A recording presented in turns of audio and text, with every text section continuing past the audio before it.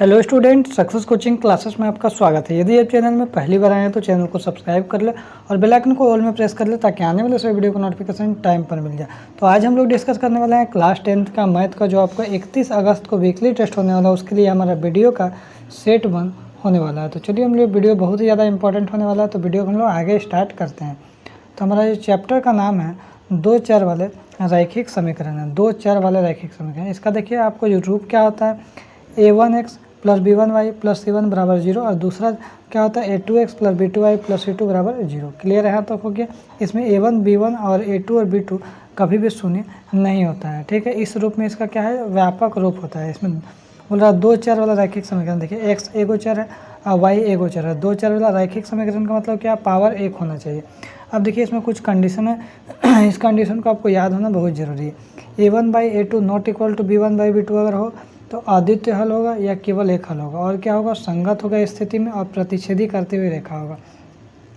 दूसरा कंडीशन, अगर a1/a2 b1/b2 और c1/c2 बराबर हो जाए तो अपरिमित रूप से अनेक हल होगा, और क्या होगा, संगत होगा और संपाती रेखा होगा। तीसरा कंडीशन क्या बोला है, अगर a1/a2 और b1/b2 बराबर हो लेकिन c1/c2 बराबर नहीं हो तो कोई हल नहीं होगा, और असंगत होगा और समांतर रेखा होगा। प्रतिच्छेदी रेखा कैसा होता है, इस तरह से रेखा होता है। संपाती रेखा किस तरह से होता है, तो याद रखिएगा, संपाती रेखा जो है ना, मान लीजिए एक रेखा के ऊपर दूसरा रेखा इस तरह से चला गया है। ठीक है, इस तरह से एक रेखा पे दूसरा रेखा, तो उसको हम लोग संपाती रेखा बोलते हैं। समांतर रेखा हमारा इस तरह से रेखा होता है, उसको हम लोग समांतर रेखा बोलते हैं। ठीक है, इसमें देखिए एक ही बिंदु पे प्रतिच्छेद कर रहा है, और एक लाइन पे अगर दूसरा लाइन चढ़ जाएगा तो क्या होगा, अपरिमित रूप से अनेक हल होगा, बहुत जगह हल करेगा। और इसमें समांतर रेखा रहेगा तो क्या होगा, कोई भी हल नहीं करेगा। अब आइए हम लोग देखते हैं जो समीकरण को हल करने की विधि। तो देखिए क्या क्या होता है, आपको ग्राफ विधि भी होता है, और बीज गणित विधि में प्रतिस्थापन विधि भी होता है, विलोपन विधि भी होता है, और उरज गुणन विधि भी होता है। तो चलिए हम लोग क्वेश्चन को हम लोग देखते हैं। जो क्वेश्चन हमारा क्या बोला है, तो क्वेश्चन हमारा बोला है, यदि रैखिक समीकरण को एक युग्म संगत है तो क्या होगा, निरूपित रेखाएं बताइए। संगत है तो क्या होगा, देखिए अभी तुरंत बताया था, अगर संगत है तो प्रतिच्छेदी करती हुई रेखा होगा, और यहाँ संगत है तो क्या होगा, संपाती रेखा होगा, दोनों होगा। तो देखिए यहाँ पर ऑप्शन में हमारा प्रतिच्छेदी एवं संपाती दोनों रेखा है, बिल्कुल है, तो आंसर हमारा मार दीजिएगा। सब आपको वही चार्ट से ही मिलेगा। यदि रैखिक समीकरण को एक युग्म असंगत है तो उसका आलेख की रेखाएं क्या होगा। क्या बोला, असंगत है तो हमारा आलेख की रेखाएं क्या होगा। चलिए हम लोग देखते हैं, असंगत है तो क्या होगा। चलिए देखिए, असंगत यहाँ पर क्या है, तो आलेख की रेखाएं जो हमारा क्या होगा, आलेख की रेखाएं हमारा क्या होगा, समांतर रेखा होगा। तो हम लोग दूसरे नंबर का क्वेश्चन को उत्तर क्या बोलेंगे बाबू, समांतर रेखा होगा। सब आपको क्या करना हो, चार्ट को देखना है बार बार, और चार्ट आपको हर हाल में याद होना चाहिए। तीसरा क्वेश्चन देखिए, वही चार्ट से करेंगे। मतलब 2 रैखिक समीकरण को आलेख समांतर रेखाएं, क्या है, आलेख है, समांतर रेखाएं हैं, तो क्या होगा, तो समीकरण युग्म में क्या होगा। तो चलिए हम लोग देखते हैं। सबसे पहले चार्ट में समांतर रेखा कहाँ पे है भाई, देखिए अगर आलेख अगर समांतर रेखा होगा तो यहाँ पर क्या होगा, असंगत होगा और कोई हल नहीं होगा। क्या होगा, कोई हल नहीं होगा। तो यहाँ देखते हैं क्वेश्चन में हमारा क्या यहाँ पर बोला है, देखिए क्या बोला है, अगर यहाँ पर समांतर रहेगा तो कोई हल नहीं है। देखिए ऑप्शन हमारा ए क्या हो जाएगा, बिल्कुल राइट आंसर हो जाएगा। आगे देखते हैं चौथा क्वेश्चन क्या बोल रहा है, 2 रैखिक समीकरणों का आलेख अगर प्रतिच्छेदी हो तो रैखिक समीकरण युग्म क्या होगा। तो चलिए हम लोग फिर चार्ट को देखते हैं।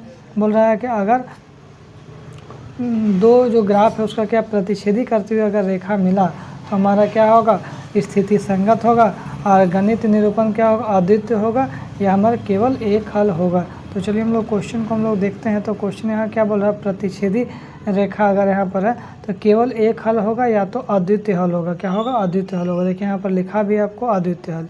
ठीक है, अद्वितीय हल या केवल एक हल मिल गया। क्वेश्चन नंबर 5 में अगर हम लोग आते हैं तो क्वेश्चन नंबर 5 क्या बोल रहा है, 2 रैखिक समीकरणों का आलेख अगर संपाती रेखा हो, कैसा रेखा हो, तो अगर संपाती रेखा हो तो रैखिक समीकरण युग्म क्या होगा, कोई हल नहीं होगा, एक अद्वितीय हल, अनेक हल, या एक हल। तो देखिए संपाती रेखा हो तो फिर हमको क्या होगा, चार्ट में जाना होगा संपाती रेखा के लिए। अब देखिए संपाती रेखा कहाँ है, यहाँ पर हमारा संपाती रेखा है। देखिए यहाँ पर हमारा क्या, संपाती रेखा है। तो अपरिमित रूप से अनेक हल, हल कितना होगा, अपरिमित रूप से अनेक हल होगा। तो हमारा 5 नंबर क्वेश्चन में आते हैं। 5 नंबर हमारा क्वेश्चन क्या था, जो संपाती रेखा था, तो अपरिमित रूप से अनेक हल कहाँ है, यहाँ पे है। ठीक है बाबू, आगे देखिए क्वेश्चन नंबर 6 क्या बोल रहा है, समीकरण युग में a1x plus b1 plus c1 equal to 0 और a2x plus b2 plus c2 बराबर 0। तो a1 बाई a2 बराबर b1 by b2 not equal to c1 by c2, ये कंडीशन है। तो आखिर में क्या होगा, a1 by a2 b1 by 2 बराबर और c1 बाई c2 बराबर नहीं है। तो चलिए हम लोग कंडीशन को देखते हैं, कहाँ पे कंडीशन है, यहाँ पर देखिए ये कंडीशन यहाँ मिल गया, a1 by a2 b1 by b2 बराबर हो और c1 बाई c2 बराबर नहीं हो। तो कोई हल नहीं होगा, असंगत होगा, समांतर रेखा होगा। ठीक है, चलिए हम लोग यहाँ पर देखते हैं क्वेश्चन नंबर 6 में क्या बोला। तो यहाँ पर देखिए क्वेश्चन नंबर 6 में यहाँ क्या दिया है, जो कोई हल नहीं है, अद्वितीय हल, अनेक हल। तो यहाँ क्या पढ़े अभी तुरंत, कोई हल नहीं होगा तो मार दीजिए ऑप्शन। सब चार्ट पे डिपेंड करता है, चार्ट आपको याद होना चाहिए। समीकरण युग में a1x plus b1 plus c1 बराबर 0 और a2x plus b2y plus c2 बराबर 0 में यदि a1 बाई a2 और b1 बाई b2 और c1 बाई c2 अगर बराबर मिल जाए तो हमारा क्या होगा, अद्वितीय हल होगा, अनेक हल होगा, कोई हल नहीं होगा, इनमें से कोई नहीं। तो याद रखिएगा तीनों बराबर हो। तो चलिए हम लोग केस को देखते हैं। सबसे पहले तीनों किस में बराबर है, तीनों देखिए a1 by a2 b1 by b2 और c1 बाई c2 बराबर है। तो अपरिमित रूप से अनेक हल होगा, संगत होगा और संपाती रेखा होगा। चलिए हम लोग देखते हैं कौन सा आंसर बोला है।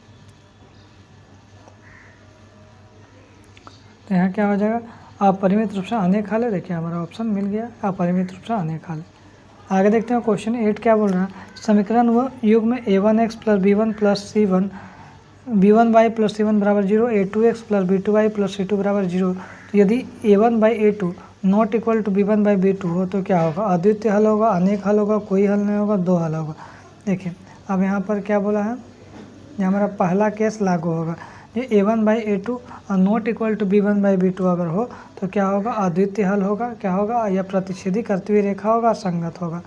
तो हमारा देखिए 8 में क्या बोला है, ये अद्वितीय हल होगा, मतलब केवल एक हल होगा। ठीक है, केवल एक हल होगा। ठीक है, जैसे मान लीजिए यहाँ पर 3x प्लस 5y और प्लस यहाँ पर 16 है और बराबर 0 है। ठीक है, और यहाँ पर क्या है हमारा 6x है और प्लस 12y है और प्लस 18 है बराबर 0 है।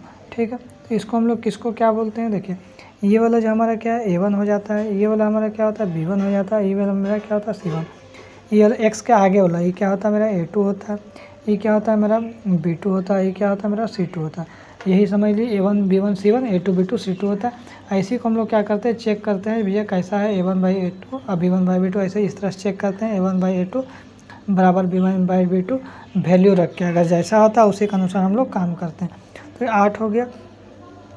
और 9वां देखिए, अगर हम लोग 9वां का अगर हम लोग देखते हैं तो बोला दो चर वाले रैखिक समीकरण में व्यापक रूप क्या होता है। तो हम लोग दो चर वाले रैखिक समीकरण का व्यापक रूप अभी हम लोग पढ़ के देखें क्या होता है, ax प्लस by और प्लस c बराबर क्या होगा 0। 0 बराबर होना चाहिए तभी आपको समीकरण कहलाएगा। देखिए दो चर वाला बोला है तो देखिए एगो x यहाँ पर है तो एगो चर हो गया, और यहाँ पर y है तो यहाँ पर दो गो चर हो गया। तो ठीक है, तो हमारा ऑप्शन क्या है, ए नंबर ऑप्शन बिल्कुल राइट आंसर हो जाएगा।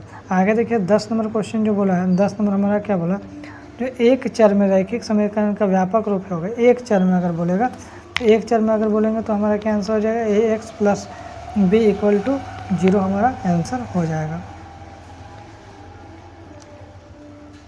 देखिए यहाँ पर 11 नंबर क्या बोला, यदि x बराबर है वाई बराबर b है तो x minus y equal to 2 और y प्लस 4 इक्वल टू 4 का हल है तो a और b का मान ज्ञात करिए। चलिए इसको हम लोग देखते हैं।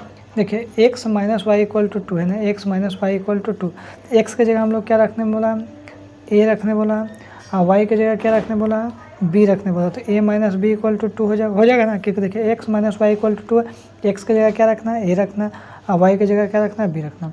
अब यहाँ x plus y equal to 4 है तो x की जगह हम लोग क्या रखना, a रखना, और y की जगह हम लोग क्या रखना, b रखना।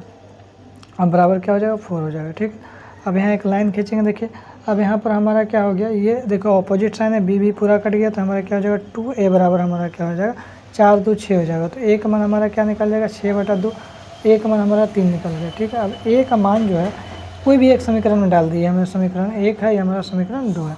तो a का मान समीकरण 1 में डालने पर लिख दीजिएगा जो a का मान समीकरण 1 में रखने पर। ठीक है, समीकरण 1 में अगर हम लोग रखेंगे, समीकरण 1 क्या है बाबू, तो याद रखिएगा a माइनस बी बराबर 2 है। क्या है, a माइनस बी बराबर क्या है हमारा 2 है। तो a माइनस बी बराबर अगर हमारा 2 है तो ये हमारा क्या होगा, तो देखिए तो a का वैल्यू हमारा दिया है, कितना दिया, 3 दिया है, और यहाँ पर माइनस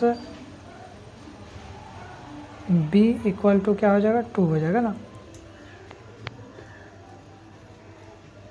तो यहाँ पर हमारा क्या हो जाएगा, देखिए 3 आई इक्वल टू इधर है तो ये क्या हो जाएगा -2, आई जो बराबर माइनस में है तो क्या हो जाएगा प्लस में चल जाएगा। तो 3 में से 2 घटेगा तो क्या हो जाएगा 1 हो जाएगा। हमने बी का मान कितना निकल गया 1 हो गया, और ए का मान कितना निकल गया 3 निकल गया। हमने ए का जो देखिए यहाँ पर मान जो निकला, ए का मान देखिए यहाँ पर 3 है और बी का मान कितना निकल गया 1 निकल गया। 3 1 कहाँ पर हमारा ऑप्शन में, तो 3 1 जो ऑप्शन में देखिएगा तो हमारा ऑप्शन नंबर सी में है। ठीक है,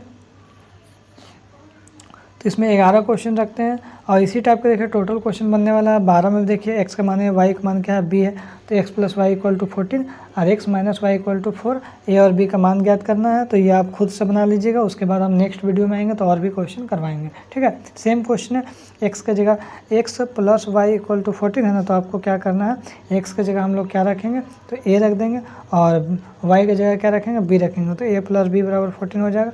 ठीक है, और दूसरा में क्या है x minus y equal to 4 है, तो एक्स का मान रखिएगा ए और वाई का मान क्या रखिएगा बी, बराबर क्या हो जाएगा आपका 4 हो जाएगा। 2 समीकरण निकल के इसी तरह टोटल सॉल्व आपको कर देना है। ठीक है, इस 12 वाला खुद से आप बना लीजिएगा, इसी टाइप का सेम है। उसको 13 से हम लोग क्या करेंगे आगे हम लोग नेक्स्ट वीडियो में बताएंगे। तो यदि आपको वीडियो अच्छा लगे तो लाइक शेयर सब्सक्राइब जरूर करिएगा। फिर मिलते हैं हम लोग नेक्स्ट वीडियो में। Thank you so much.